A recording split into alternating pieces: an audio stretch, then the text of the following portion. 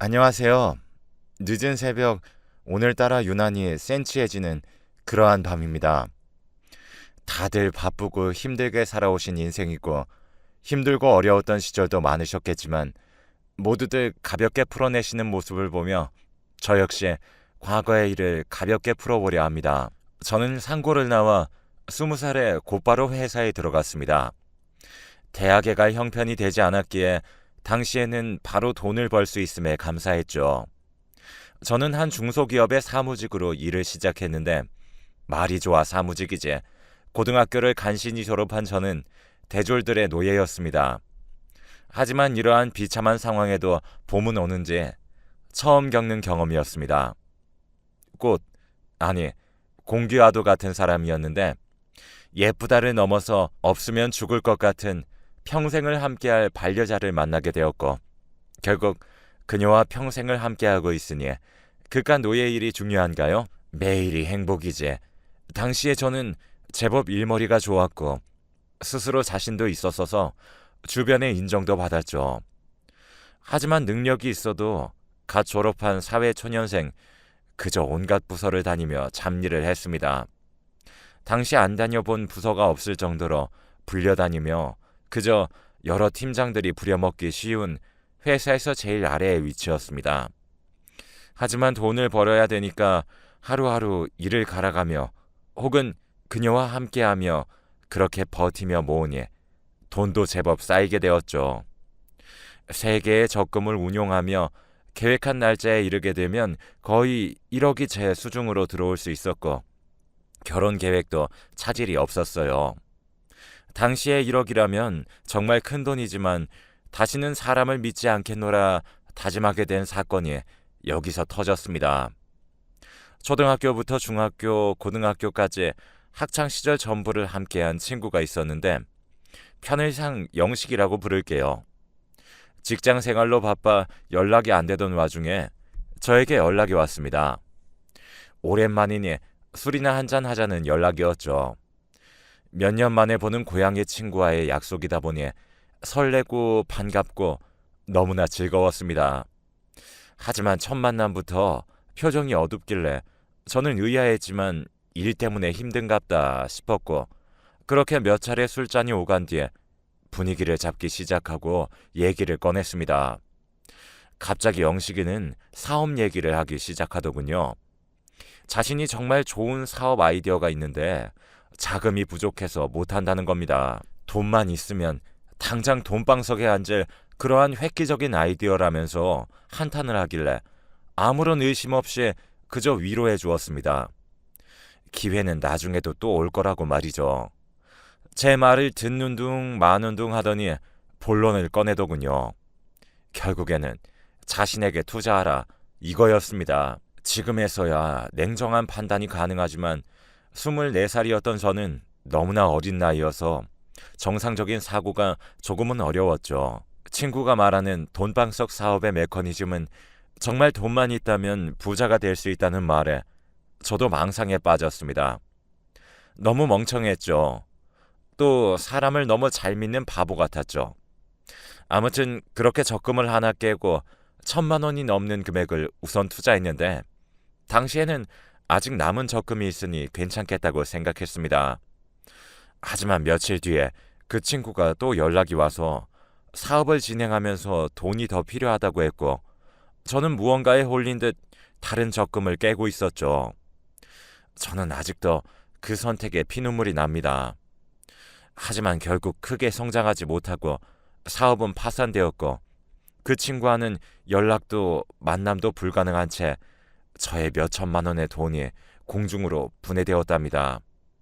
저는 도저히 맨정신으로 세상을 살 수 없었고 일주일, 아니 2주일, 아니 한 달을 매일 술만 마시면서 취한 채 살았던 것 같습니다. 제가 그렇게 약하고 의지가 부족한 사람은 아니었습니다. 오히려 살려는 의지가 넘쳤지만 목표했던 것이 눈앞에서 사라지고 어느 곳에도 원망을 할 수 없던 그 기분, 당시에는 좌절과 무력감만이 가득했네요. 하지만 그러한 내가 숨을 쉬며 살아갈 수 있었던 이유는 현재의 와이프 덕분인데 언제나 연약하고 약하다고만 생각했던 와이프는 제 자취방에 찾아와 냉정하게 말을 하며 아직 몸뚱아리가 성한데 벌써 인생을 포기하는 거냐고, 돈이 없는 것은 용서되지만 이렇게 사는 모습은 용서할 수 없다는 겁니다. 얼마나 못난이처럼 보였으면 와이프 입에서 이렇게 사는 모습은 용서할 수 없다는 말이 나오게 되었을까요? 막상 과거를 돌아보니 제가 참으로 자만했었음을 깨닫게 되었어요. 맨몸으로 서울에 올라와 맨 땅에 헤딩하던 시절도 있었고, 이 몸 하나로 와이프에게 사랑을 구해야 하던 시절도 있었고, 아직 가장 큰 자산인 몸뚱아리가 남았는데 포기라뇨. 그 이후로 저는 정신을 바짝 차리게 되었습니다. 그래서 회사를 때려치웠는데 여러분들은 여기서 제가 이상하다고 느끼시겠죠. 정신이 나갔다고 생각하시는 분들도 계시겠네요. 정신 차리고 제대로 살아보겠다는 놈이 잘 다니고 있는 회사를 제 발로 나가는 모습을 보셨으니 말이에요.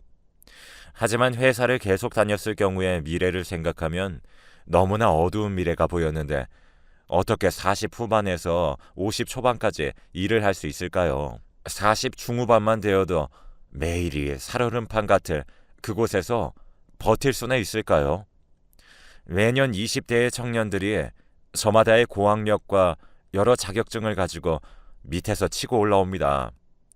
40대 중반이 되면 저는 한 가정의 기둥인데 아이들 학업으로 인해 가장 돈이 많이 나갈 시기가 그때쯤이잖아요. 와이프와 제 노후 자금도 마련해야 될 나이이기도 하고요. 하지만 그러한 나이에 퇴사를 하게 된다면 평생을 그 일만 하던 저는 어디로 가야 할까요?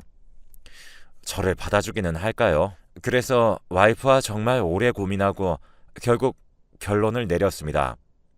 물론 당시에는 결혼을 하지 않았지만 결혼을 진지하게 생각 중이었습니다. 우리가 결혼하고 자식을 낳고 40대 중후반이 된다면 가장 돈이 많이 나갈 시기이고 애들 학업부터 노후 자금까지 있는데 그쯤에는 우리 모두 퇴사를 앞둔 시기일 것이다.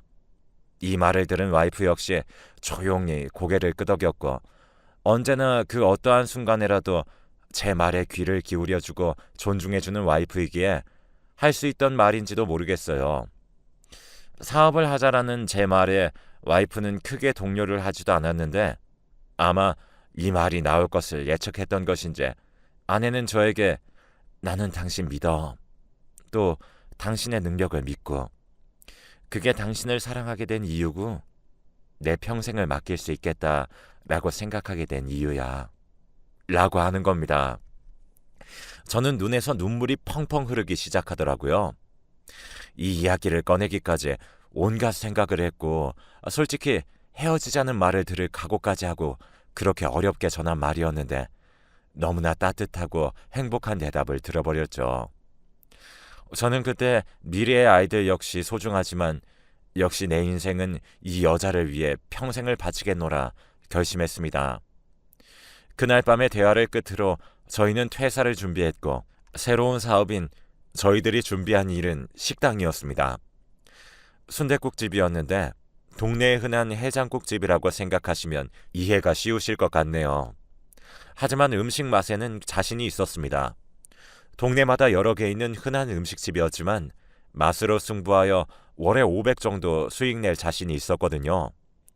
새벽부터 준비해서 저녁까지 정말 매일을 누구보다 열심히 일을 했지만 막상 미래를 생각을 해보니 이러한 일상이 계속된다면 나중에 아이들을 집에 두고 새벽부터 나갈 테고 퇴근하고 집에 가도 자는 모습밖에 보지 못할 것 같더라고요. 와이프 역시 평생을 이러한 고통 속에서 살게 하고 싶진 않았는데 매일 새벽부터 장사 준비를 시작하고 밥도 제대로 먹지 못한 채 마땅히 쉬지도 못하고 빨간 날에는 더욱 바쁜 이러한 식당 일을 하는 게 힘들 것 같았습니다. 그래서 식당 일은 몇 년을 못한 채 정리하였고 미래를 고민해보고 제가 생각해낸 분야가 바로 건설업이었습니다. 과거 건설 현장에서 정말 오래 일을 했었기에 가장 친숙한 분야였고 아무리 생각해도 미래에도 꽤나 괜찮은 분야라고 생각을 해서 이쪽 업계에 뛰어들게 되었습니다. 당시에는 정말 무식했기에 용감할 수 있었다고 생각합니다. 장사를 정리하고 가지고 있는 돈을 모두 털어서 사업을 시작했죠. 사무실을 빌리고 건설업에 대한 공부들을 이어나갔지만 고졸에다 건설업이라는 방대하고도 깊은 분야를 단시간에 배운다는 것은 불가능했어요. 그래서 전문적으로 이쪽 업무를 총괄하고 이것저것 자문을 구할 직원을 뽑고 얼추 회사다운 모습이 갖추어졌습니다. 당시에는 정말 마지막 기회라고 생각하고 정말 열심히 하자는 생각뿐이었죠. 그 당시에는 아들도 있었기 때문에 그저 책임감으로 하루하루를 살았습니다. 하지만 우리는 정말 작은 회사여서 무언가 메리트가 필요했습니다. 제가 내세울 것은 역시나 가지고 있는 몸뚱아리 뿐이었고 다행히도 도면을 그리는 능력 하나는 남들보다 조금은 뛰어났던 것 같습니다. 남들은 보지 못하는 것들을 조금은 더 보았으니까요. 그렇게 남들은 그리지 못하고 다룰 수 없는 그러한 부분까지 다루어주고 해결해주니 어떻게 회사가 운영이 되기는 했습니다. 하지만 정말 회사가 운영만 가능한 정도였지 무언가 희망적인 부분은 없었습니다. 직원 급여로 나가는 돈이라도 줄이기 위해 와이프 역시 일을 도와주게 되었습니다. 아이들과 많은 시간을 보내도록 하고 싶었는데 제 능력이 부족하여 그럴 수 없음에 눈물이 났고 창피했지만 회사 사정이 어려웠기에 와이프와 저는 진심으로 일을 열심히 했습니다. 그러다 결국 회사가 파산 직전까지 갔었고 빚이 20억이 넘어버려서 채권자들 전화가 빗발치기 시작했습니다. 이러한 일들이 있게 되자 당시 와이프는 모르는 번호의 전화를 받는 것에 대한 스트레스를 받게 되었고 무서워하기까지 했습니다.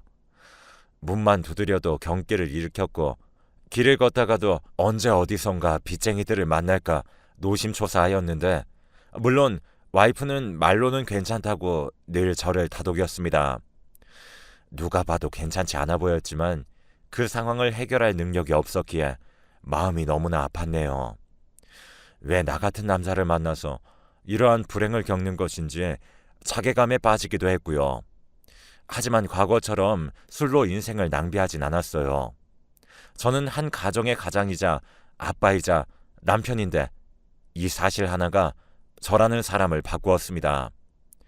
학생 시절, 청년 시절의 제 무릎은 너무나 비쌌고 꿇어본 적도 없을 뿐더러 고개는 너무나 빳빳했고 어딜 가나 당당했습니다. 하지만 그때의 제 무릎은 어디서든 쉽게 꿇을 수 있는 그러한 무릎이 되었고 고개는 폴더폰이 되었습니다. 거래처 사장님에게 울며 불며 매달려 보기도 하였고 며칠을 아부 떨며 비위를 맞춰가며 더러운 꼴을 겪어보고 그러한 과정을 거쳐가며 어떻게든 회사를 유지했고 다행히도 회사는 나아지는 기미가 보였습니다. 자존심, 자존감 그런 단어들은 이미 사치에 불과했습니다. 당장 내 자식들과 내 와이프가 우선이었거든요. 아마 지금 아이들에게 이 얘기를 한다면 상당히 놀랄 것입니다. 우리에게 그러한 시절이 있었냐고 하면서 놀랄 게 뻔해요. 와이프와 저 모두 서로 이야기를 하지는 않았지만 암묵적으로 동의한 것이 있습니다. 회사와 밖에서 어떠한 상황 감정을 느끼더라도 그것을 집으로 가져와 아이들에게 보이지 말자며 수십 년간 누구 하나 말을 꺼낸 적이 없어요. 아빠와 엄마이기 전에 사람이기에 가끔은 정말 화나고 힘들고 속상하고 눈물 날 때도 있었습니다. 하지만 그 감정은 언제까지나 우리 부부의 몫이었지 우리 애들에게는 해당 사항이 전혀 없었습니다. 그렇게 울며 불며 온갖 자존심을 버리고 머리를 조아리고 무릎을 꿇은 결과 현재는 그래도 과거보다는 상당히 괜찮은 선까지 올라오게 되었고 현재는 여러 공사 현장을 맡고 있고 이쪽 업계에서는 제법 괜찮은 인지도를 가지고 있어요. 이제부터의 앞길은 평탄할 거라 생각했습니다. 하지만 신은 정말 존재하지 않는 걸까요? 만약 존재한다면 공평하지 않은 걸까요? 이제야 조금 살만해진 우리 가정에 한 가지 불행이 찾아왔는데 딱 한 가지, 하지만 모든 것들을 수포로 만들어버렸죠. 저희 두 아들은 모두 참 잘 자라주어서 종종 아빠 일을 도와주곤 했어요. 아빠 일 따위는 관심도 없이 그저 학업 일에 열중하며 살았기를 지금은 그렇게 그때 일을 후회하고 있습니다. 여기까지 들으신 걸로 이미 추측을 하신 분들도 계실 것이라고 생각합니다. 그때는 겨울날이었습니다. 정말 추웠죠. 큰아들 놈은 건축학과를 나와서 현재 현장에서 일을 하고 있어요. 아시는 분은 아시겠지만 현장에서 아시바라는 쇠파이프는 겨울철, 특히 눈이 내린 날은 상당히 미끄럽습니다. 그래서 철거도 다음 날로 미루곤 하죠. 그날 새벽에도 눈이 조금 내렸는데 많지 않은 양이라서 일정대로 철거를 계획했었고 아들놈 역시 현장에서 일을 하기로 되어 있었습니다. 눈이 많이 내려서 조금 걱정은 되었지만 별일이야 있겠나 싶어 그저 안심하고 넘어갔었습니다. 하지만 갑자기 현장 소장에게 전화가 걸려왔습니다. 대수롭지 않게 받았지만 반응이 심상치 않았고 저는 당연히 감을 잡았습니다. 아, 현장에서 무언가 사고가 발생했구나. 하지만 겨울철 현장에서 사고는 꽤나 자주 있으며 대부분 수습이 가능한 선입니다. 그런데 큰아들이 응급실에 실려갔다고 하는 이야기를 하는 겁니다. 지금 전화기 너머로 현장 소장이 제게 그 얘기를 전하고 있었습니다. 그때 저는 이성을 잃었고 그저 생각나는 장면이란 수술 중이란 파란 불빛, 그 앞에 벤치에서 기다릴 수밖에 없는 내 모습, 그게 전부였습니다. 원인은 추락사였고 이유는 눈 때문에 미끄러워서였습니다. 하필이면 안전줄도 풀어둔 상태여서 작업을 마쳤는데 무언가 급하게 할 게 생겨 정말 잠깐 빨리 한다는 게 사고로 이어졌죠. 15시간은 되는 정말 큰 수술이었습니다. 누구에게는 하루도 되지 않는 너무나 짧은 시간일 수도 있겠네요. 하지만 당시 제게는 정말 가슴이 턱 막히고 억장이 무너지던 1분 1초가 입이 바짝 타들어가던 그러한 순간이었습니다. 내가 내 아들을 죽였다는 생각이 들었고 내가 이 일을 하지 않았더라면, 내가 아들에게 이쪽 일을 권유를 하지 않았더라면, 조금만 더 안전을 신경 써서 오늘 일정을 내일로 미루었더라면, 안전망을 조금 더 촘촘하게 설치를 했더라면, 아들에게 안전줄은 필수라고 다시금 강조했더라면, 아들에게 한 번쯤은 사랑한다고 말했더라면 이라는 자책을 하게 되었죠. 수술실에서 나온 의사 선생님의 표정을 본 순간 직감했고 저는 격분했는데 이러면 안 된다는 걸 알면서도 의사 선생님의 멱살을 잡았습니다. 이러면 안 된다는 걸 알면서 의사 선생님께 내 아들 살려내라고 소리를 질렀습니다. 격분 뒤에는 절박함이었습니다. 빌었습니다. 내가 대신 죽어도 좋으니 살려달라고 말이죠. 알고 있습니다. 소용이 없죠. 하지만 어느 부모가 그 상황에서 맨정신을 유지할까요? 드라마에서 이러한 장면을 본 것 같습니다. 보면서 늘 혀를 찼죠. 저런다고 죽은 아들이 돌아오느냐고 말이죠. 이제와 생각하니 저거라도 하지 않으면 견딜 수 없을 분들에게 과거에 저는 정말이지 못된 말을 했었네요. 장례식은 3일 만에 끝났습니다. 아들과 맺어온 관계는 수십 년이 넘는데 고작 3일, 그 3일 만에 나는 아들을 잊을 수 있을까요? 잊을 수는 있는 걸까요? 그 3일마저 짬을 내서 잠시 참여했습니다. 저는 한 회사의 사장이자 지킬 게 남았으니 아들의 마지막 길조차 배웅하지 못했네요. 아이들에게 그리고 와이프에게 참으로 좋은 아버지, 남편이 되고자 그렇게 노력했는데 노력한다고 되는 부분이 아니었을까요? 이 아이는 제 아들로 태어나서 어떤 기분일지, 행복한 인생이었을지 너무나 궁금합니다. 살아생전에 한 번이라도 물어보기라도 할 것을 쑥스러워서 말 한마디 못 건넨 게 너무 아쉽습니다. 회사는 드디어 안정적인 궤도를 그리게 되었는데 안정적인 궤도를 만들려 했던 이유가 사라졌네요. 애 엄마는 3일 동안 장례식장에서 울고 나더니 웃음기가 사라졌습니다. 아니, 억지로 미소는 짓고 있으나 어딘가 어색한 느낌은 기분 탓일까요? 과거에는 스스로에게 자신감이 그렇게 넘쳤는데 나라는 인간이 뭐라고 자신감이 있었나 싶습니다. 둘째 아들은 형을 정말 좋아했습니다. 아빠보다 형을 더욱 따랐고 형제끼리 다툼 한 번 없이 예쁘게 자라줬는데 그런 아들의 가슴에 대못을 박아버렸습니다. 둘째는 형과 다르게 참으로 이성적인 아이인데 그렇게 아이처럼 우는 둘째의 모습은 처음 봤네요. 그 뒤로 1년간 우리 가족은 정말이지 사는 게 아니었어요. 모두가 느끼는 큰아들의 빈자리. 하지만 내색할 수 없는 바로 그 빈자리, 모두가 힘들어할 이야기임을 알기에 그 누구라도 함부로 꺼내지 못하는 그 이야기에 지금은 그 일로부터 10년이 흘렀네요. 그리고 오늘은 아들이 떠나간 그날입니다. 시간이 약이라는 말은 사실이 아닌가 봐요. 그 말이 사실이라면 제게 이 약은 안 맞나 봅니다. 하루하루가 갈수록 큰아들이 너무나 그리워집니다. 저도 곧 아들을 만나러 갈 날이 가까워지고 있는데 꿈속에서 아들은 저보고 천천히 오라고 소리치네요. 나이가 들수록 어릴 적 첫째의 모습이 그립습니다. 보고 싶다 아들아. 늙은 한 남자의 긴 이야기를 들어주셔서 감사합니다.